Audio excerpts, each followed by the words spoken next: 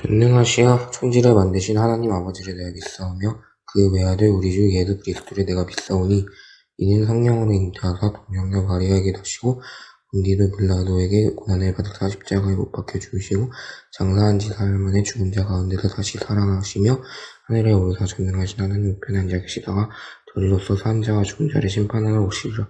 성령을 믿사오며 거룩한 공의와 성도가 서로 교통하는 것과 죄를 사하여 주시는 것과 몸이 다시 사는 것과 영원히 사는 것을 믿사옵나이다. 아멘.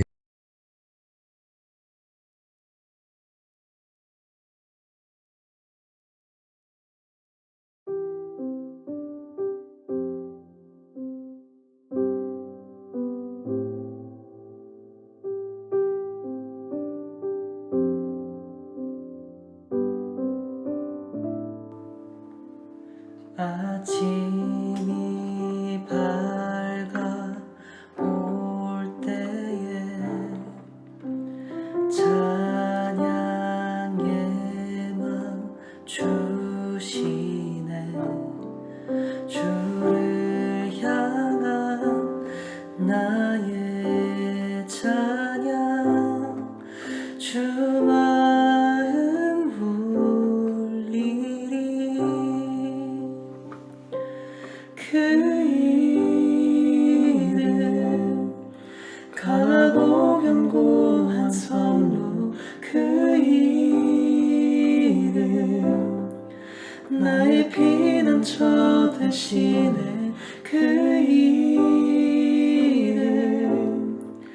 구원의 능력 되시니 온 열방이 다 찬양하네. 그 이름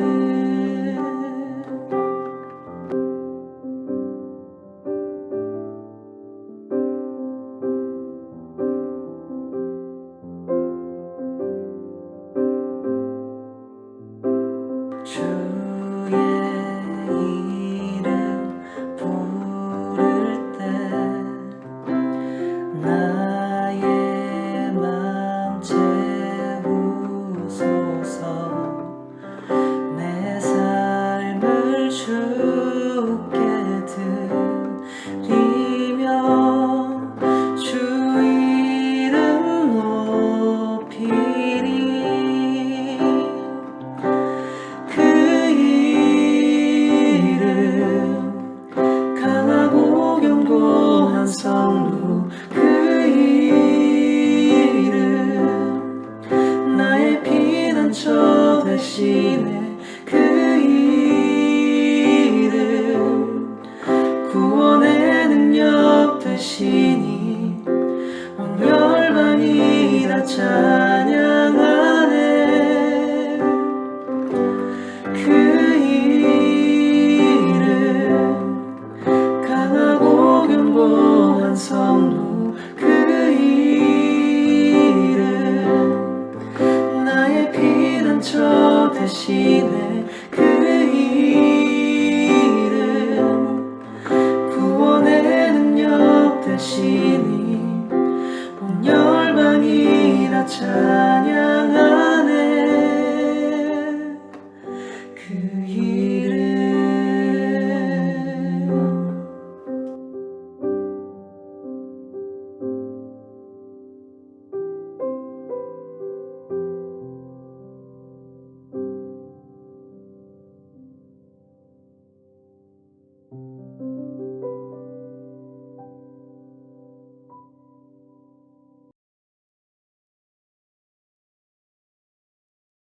하나님, 오늘도 예배 드릴 수 있게 해주셔서 감사합니다.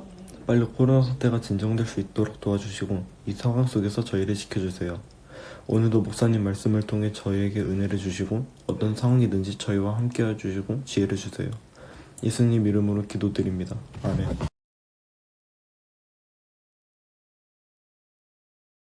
예수께서 산에 오르사 제자들과 함께 거기 앉으시니 마침 유대인의 명절인 유월절이 가까운지라.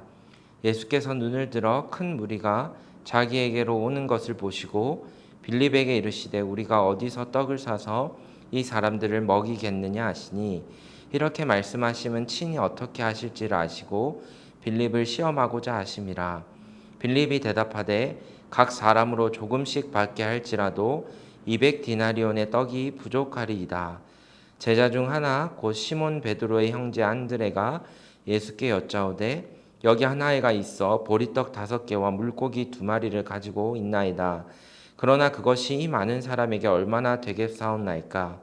예수께서 이르시되 이 사람들로 함께하라 하시니 그곳에 잔디가 많은지라 사람들이 앉으니 수가 5,000명쯤 되더라.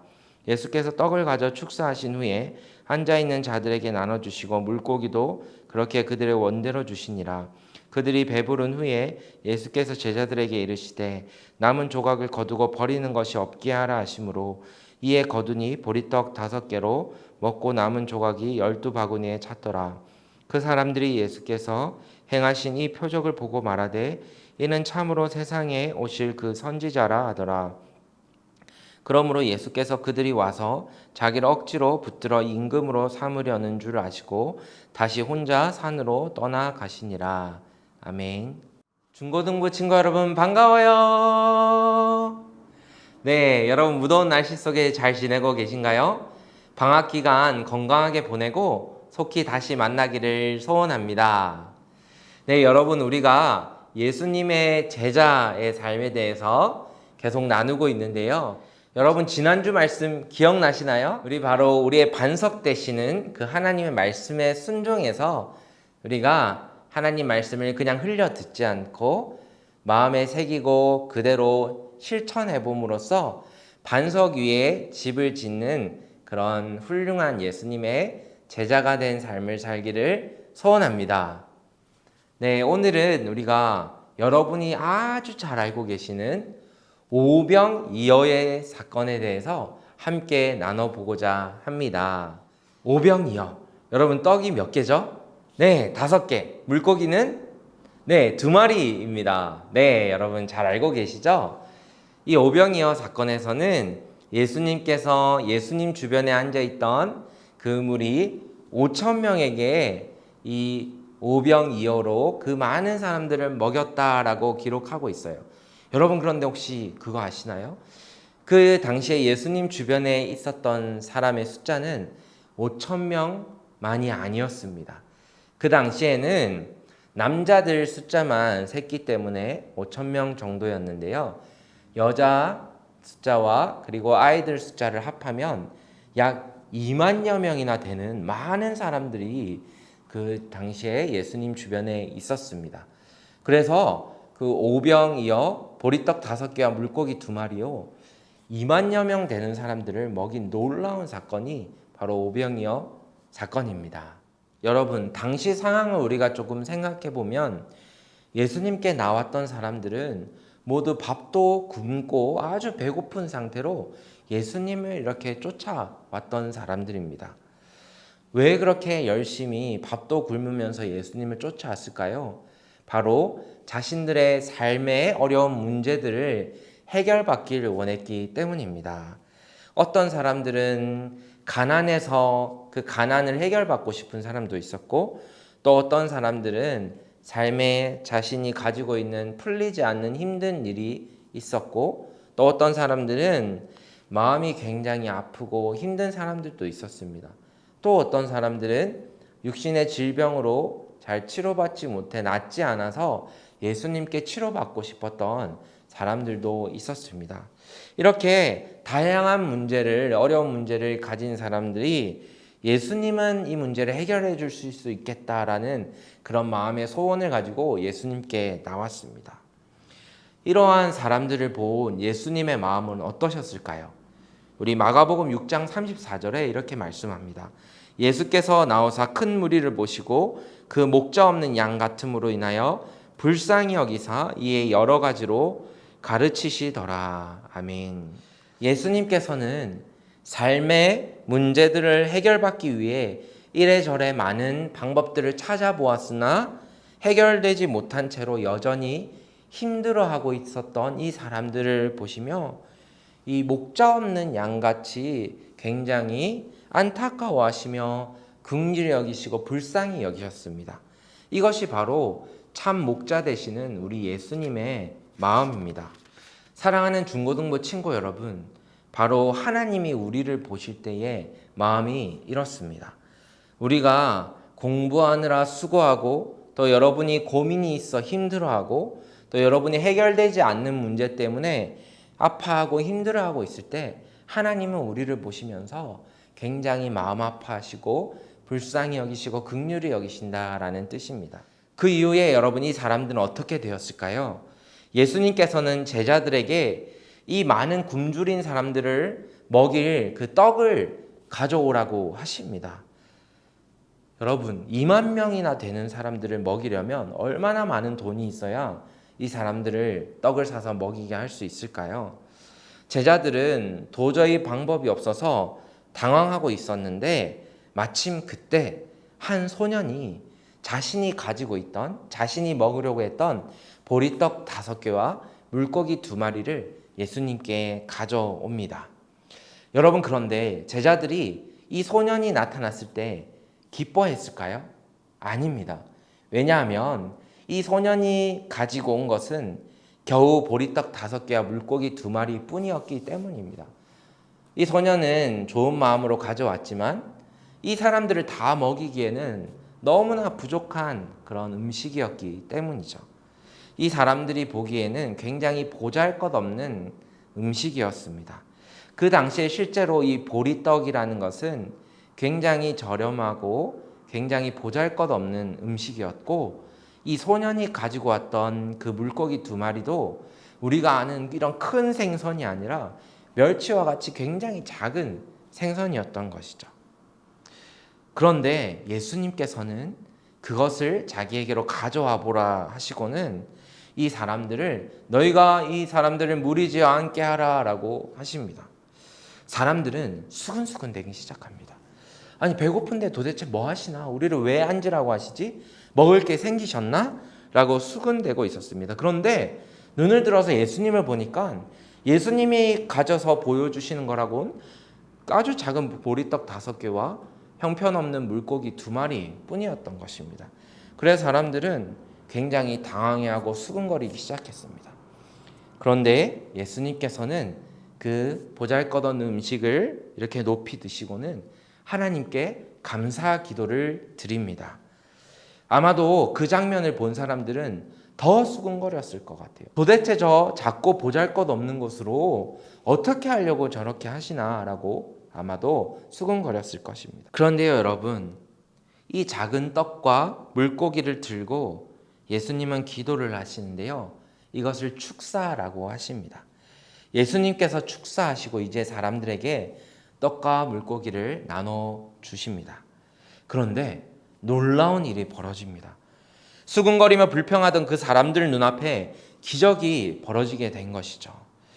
앞에 있는 사람들이 떡을 하나 받고 물고기를 받을 때마다 이제 나는 못 먹겠구나, 저 앞에 사람들이 다 먹겠구나 라고 걱정하고 있는 그 사람들 눈앞에서 떡을 뗄 때마다, 물고기를 뗄 때마다 그 음식이 줄지 않고 그대로인 놀라운 역사가 벌어지게 된 것이죠. 모두가 눈으로 보고도 믿기 힘든 그런 놀라운 이적을 경험하게 되는 것입니다. 심지어 그들이 그 직접 된 보리떡을 먹고 물고기를 맛보면서도 도대체 이렇게 어떻게 된 일인가 하고 아주 놀라게 된 것이죠. 그들은 예수님께서 베푸신 기적을 몸소 체험하게 되었습니다. 중고등부 친구 여러분, 제가 아까부터 계속해서 보잘것없는 떡, 보잘것없는 물고기라고 했는데 사실 이것은 틀린 표현입니다. 왜냐하면 이 소년에게는, 이 물고기와 떡을 제공한 소년에게는 보잘것없는 것이 아니라 자기가 오늘 하루 동안 먹을 귀한 양식이었기 때문입니다. 그래서 이 소년에게는 이것이 정말 소중하고 전부라고 할 수 있습니다. 그래서 사람들이 보기에, 어른들이 보기에는 보잘것없는 음식이었지만 이 소년에겐 자신의 마음의 전부를 예수님께 드린 것이죠. 우리 마가복음 12장 41절과 42절 말씀을 한번 읽어볼까요? 예수께서 헌금함을 대하여 앉으사 무리가 어떻게 헌금함에 돈 넣는가를 보실세 여러 부자는 많이 넣는데 한 가난한 과부는 와서 2렙돈 곧 한 고드란트를 넣는지라. 가난한 한 과부가 낸 헌금은 2렙돈, 굉장히 적은 돈이었습니다. 그 당시에 헌금을 했던 많은 부자들이 있었죠. 그들은 훨씬 더 많은 돈을 헌금했습니다. 그러나 예수님께서 보신 것은 그 과부의 진심과 전심이었습니다. 이 2렙돈엔 과부의 전부의 그 마음이 정성이 담겨져 있었던 것이죠. 우리 친구들을 만나보면 이렇게 이야기하는 친구들이 간혹 있습니다. 목사님, 저는 진짜 아무것도 못해요. 저는 공부도 못하고요. 저는 똑똑하지도 않고요. 저는 아무것도 잘하는 게 없어요. 저는 정말 보잘것없는 사람입니다. 라고 이야기하는 친구가 있습니다. 그리고는 굉장히 힘들어합니다. 그런데 여러분 그거 아시나요? 예수님은 부족한 모습으로 나오는 우리조차도 굉장히 기뻐하십니다. 아니 오히려 예수님 저는 참 부족하고 못하는 게 많아요 라고 이렇게 예수님께 도움을 구하며 나오는 친구들을 예수님은 가장 기뻐하십니다. 우리는 참 못하는 것도 많고 참 부족한 것도 많지만 예수님께서는 그런 우리를 위해서 축사하시는 분이시기 때문입니다. 예수님은 우리를 위해서 하나님 앞에서 기도하십니다. 우리가 예수님께 가져온 물고기나 떡이 대단해서가 아니라 예수님께서 우리를 위해서 기도해 주시고 축사하시기 때문에 하나님의 은혜가 우리 가운데 놀랍게 임하게 되는 것입니다. 오늘 본문 11절 말씀입니다. 예수께서 떡을 가져 축사하신 후에 앉아있는 자들에게 나눠주시고 물고기도 그렇게 그들의 원대로 주시니라. 아멘. 여러분, 우리는 본능적으로 참 있어 보이는 것, 누가 보기에도 좋아 보이는 것을 남들에게 가져오기를 기뻐하죠. 내 체면이 있는데 내가 욕들어 먹어서는 안 되지 이런 생각을 합니다. 그리고는 나의 연약하고 부족한 모습은 자꾸 숨기려고 합니다. 그러다 보면 나는 어느새 내 정말로 힘든 문제, 나의 고민은 숨기게 되는 것이죠. 사랑하는 중고등부 친구 여러분, 예수님은 그런 우리의 삶의 문제를 해결해 주길 원하십니다. 예수님은 우리가 부족하다고 해서 모르는 채 하시는 분이 아니십니다. 예수님께서 참 기뻐하시는 것이 있는데 그것은 오히려 사람들이 보기에는 보잘것없지만 오늘 소년이 자신의 전부를 들고 나왔던 것처럼 우리가 마음을 담아서 예수님 앞에 나오는 것을 정말로 기뻐하십니다. 우리가 정말 상한 마음으로 예수님 앞에 나오고 예수님께 기도하고 내 문제가 예수님 안에서 해결받기를 원하면서 나오는 그 마음을 하나님은 기뻐하시는 것입니다. 여러분, 우리의 진심이 담긴 우리 전부를 주님께 가지고 예배의 자리로 나오시는 저와 여러분이 되시기를 간절히 소원드립니다. 아멘. 이제 예수님께서 이 모인 사람들 앞에 진정으로 예수님이 이 사람들에게 주길 원했던 것이 있습니다. 바로 예수님 자신입니다. 우리 요한복음 6장 51절 말씀을 같이 읽어보겠습니다. 나는 하늘에서 내려온 살아있는 떡이니 사람이 이 떡을 먹으면 영생하리라. 내가 줄 떡은 곧 세상의 생명을 위한 내 살이니라 하시니라. 아멘. 오늘 예수님께서는 굶주린 무리들의 배고픔과 인생의 문제들도 해결해 주시지만 사실 이들에게 정말로 주기를 원하셨던 것이 있는데 바로 예수님 자신이었습니다. 오늘 예수님이 주신 떡과 이 물고기를 사람들이 먹고는 아마도 한 2시간 정도 지나면 다시 배가 고파질 것입니다. 그래서 떡과 물고기로 잠깐의 배고픔은 해결할 수 있었겠지만 정말로 자신들의 앞에 있는 그 생명의 문제는 그리고 하나님과의 깨어진 그 관계의 문제는 결코 물고기와 떡으로는 해결되지 않을 것이기 때문입니다. 우리는 예수님이 없어도 행복하게 살 수 있을 것 같지만 사실은 전혀 그렇지 않기 때문입니다. 목사님이 얼마 전에 코소보라는 지역에서 열심히 복음을 전하시는 선교사님 형님을 만나고 왔습니다. 오랜만에 안식 월차 한국에 방문을 했었는데요. 코소보는 이슬람 사람들이 95%가 넘게 차지하고 있습니다. 선교사님 댁 근처에는 IS 훈련지가 있기도 합니다. 굉장히 열악하고 힘든 상황이죠. 작년에는 코로나에도 이 선교사님이 온 가족이 걸렸었고요. 또 진드기에 물려서 고생을 하기도 했습니다. 저는 걱정이 돼서 그 위험한 지역에서 빨리 나와야 되는 것은 아닌가 하고 기도하기도 했었습니다. 그런데 이 선교사님은 다시 코소보로 빨리 들어가기를 원하고 있었던 것입니다. 여러분, 왜 그럴까요? 그건 바로 이 코소보 사람들에게 이 생명의 떡 대신 예수님을 전하는 것이야말로 이 사람들에게 참 도움이 되고 그리고 참 생명을 줄 수 있는 정말 놀라운 일이기 때문입니다. 진정으로 이들의 생명을 살리는 것이 그들이 그냥 잘 먹고 잘 사는 것이 아니라 예수님을 바로 알고 믿게 되는 것, 그리고 예수님과 함께 동행하게 되는 것, 그렇게 예수님을 믿고 살아가게 될 때 어려운 환경 속에서도 참 평안과 기쁨과 감사와 생명을 누릴 수 있게 되기 때문입니다. 사랑하는 중고등부 친구 여러분, 사람들은 우리에게 묻습니다. 도대체 너 예수님 믿어서 뭐가 그렇게 좋아? 라고 물어보죠. 여러분, 예수님을 믿는다고 돈이 갑자기 생길까요? 아닙니다. 여러분, 예수님을 믿는다고 갑자기 전교 1등을 하게 될까요? 그것도 아닙니다. 어쩌면 우리가 예수님을 믿는다고 해서 우리 삶에 크게 달라지는 것이 없는 것 같이 보이죠. 그런데 여러분, 달라지는 것이 있죠. 아니, 여러분은 아예 달라졌습니다. 여러분이 예수님을 믿기 전과 예수님을 믿고 나서 여러분은 완전히 달라졌습니다. 우리 요한복음 6장 47절 말씀을 같이 볼까요? 진실로 진실로 너에게 이르노니 믿는 자는 영생을 가졌나니. 아멘. 하나님, 제가 예수님을 믿는다고 도대체 제 인생이 뭐가 달라질 수 있을까요? 저의 삶은 예전 그대로인 것 같습니다. 저의 인생은 여전히 보잘것없고 힘듭니다. 하나님, 오늘 내가 필요한 떡을 주세요. 나 그 떡이 있으면 배부르게 먹고 잘 살 수 있을 것 같아요. 라고 우리는 예수님께 기도하기도 합니다.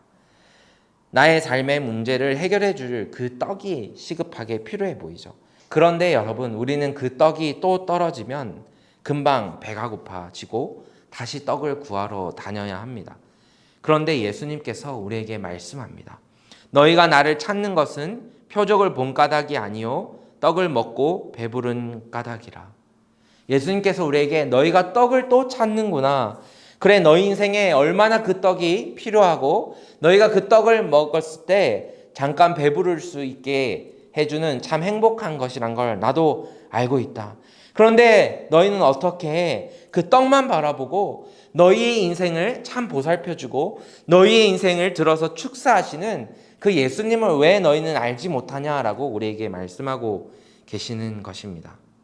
여러분, 예수님이 우리에게 떡을 주지 못하시는 분인가요?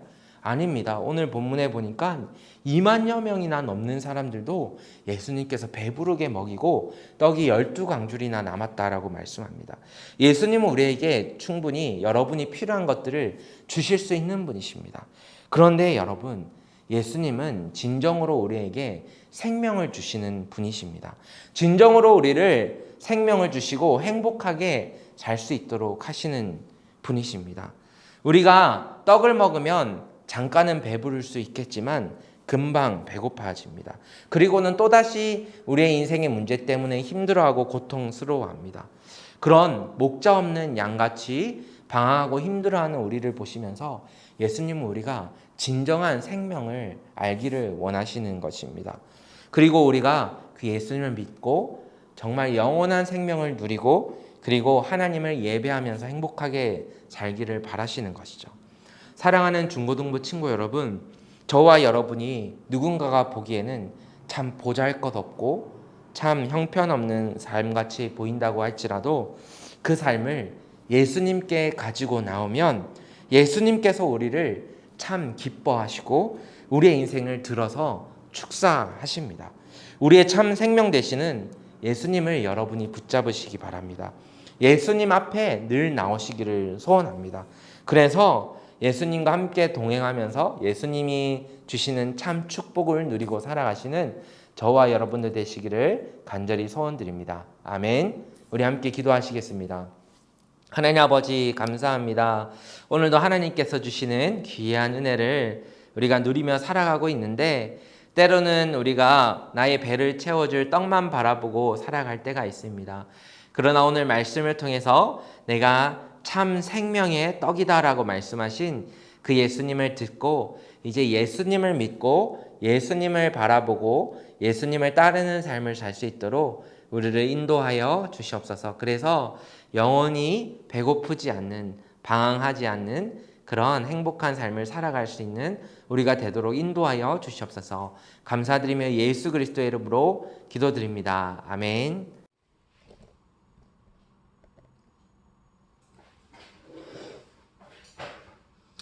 잘 나오나요? 여러분 안녕하세요. 네, 잠깐 조금 안타까운 소식을 전하려고 하는데요. 우리가 현장 수련회를 오랜만에 하려고 준비를 열심히 하고 있었는데 너무 안타깝게도 이번에도 코로나 상황이 너무 심각해져서 여러분 수련회를 현장에서 할 수 없게 되었습니다.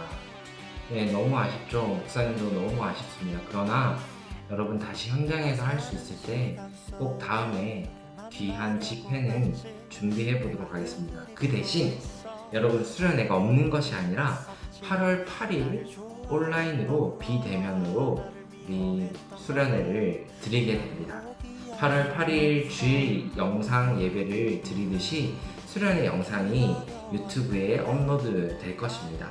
여러분 중고등부 찬양팀의 은혜로운 찬양과 그리고 드라마와 그리고 말씀과 우리 선생님들과의 귀한 시간과 이벤트까지 여러분 잘 재미있는 시간을 구성을 해서 여러분에게 보여드리려고 합니다. 여러분 수련회를 위해서 함께 기도해 주시고 그 시간에 참여하여서 여러분 하나님께 귀한 은혜를 또 받고 누리는 우리 모두가 되기를 소원합니다. 예수님의 제자 우리 중고등부 파이팅! 곧 만나요. 안녕.